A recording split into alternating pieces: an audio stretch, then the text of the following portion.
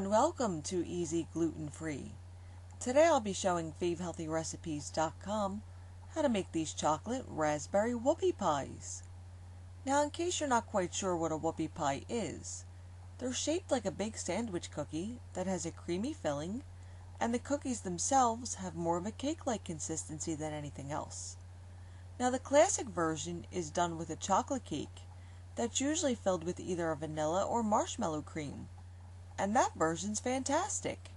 But this updated version adds raspberry not only to the chocolate cake batter itself, it also has a raspberry jam cream cheese filling that's a lot less sweet than the original version.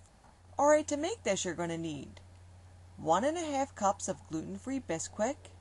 If you're not following a gluten-free diet, you can just stir together this list of ingredients.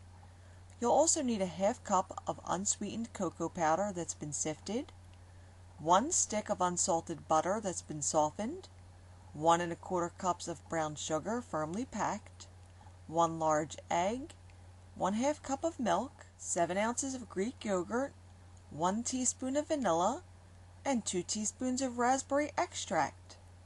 And for the filling we'll need 1/4 cup of softened butter, that's 4 tablespoons, 1/2 cup of low-fat cream cheese, a heaping tablespoon of seedless raspberry jam, 1 teaspoon of raspberry extract, 1/2 teaspoon of vanilla, 1 1/4 cups of confectioner's sugar, and some red food coloring if you want to boost the color in this a little bit.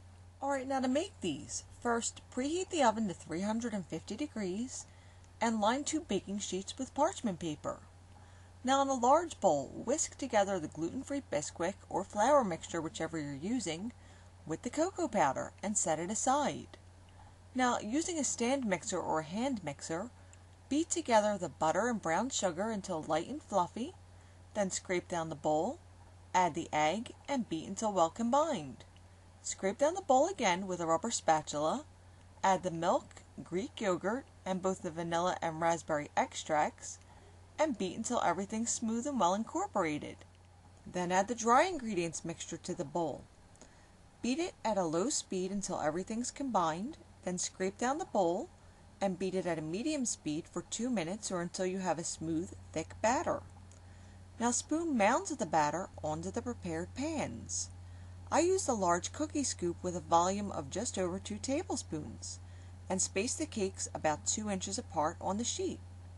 Once the sheet is full, you can use a wet finger to flatten down the mounds and smooth them out a little bit before you bake them for 12 to 14 minutes. Once they're done, let them rest on the pan for a minute, then use a metal spatula to transfer the cakes onto a baking rack to cool completely while you make the filling.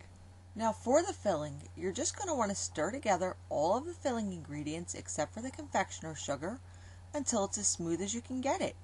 You can do it by hand like I did today, but a mixer will give you a much smoother, fluffier result. Now beat in the confectioner's sugar until it's well incorporated. Then if you want to boost the color a little, you can beat in 1 drop at a time of red food coloring until you have the color that you're happy with. Now spoon a heaping tablespoon of the frosting into the center of the flat side of half the cakes.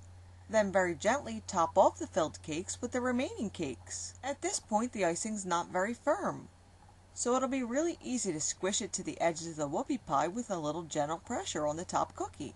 Now you'll want to refrigerate the whole sheet pan of whoopie pies for about an hour or so to firm up the frosting and make these easy to handle and easy to eat.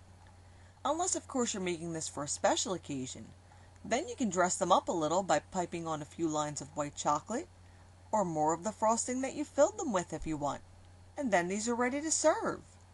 And this updated version is a really nice change to the classic whoopie pie with the marshmallow filling. The raspberry cream cheese isn't too sweet, and it has more of a sophisticated feel than the original. But don't worry, you're still going to be eating them with your hands just like you did when you were a kid. So I hope you'll give this updated classic a try, and if you'd like to see the recipe in print, you could always visit my blog. And for additional recipes and tips to fit in with your healthy lifestyle, visit my friends at FaveHealthyRecipes.com. See you again soon.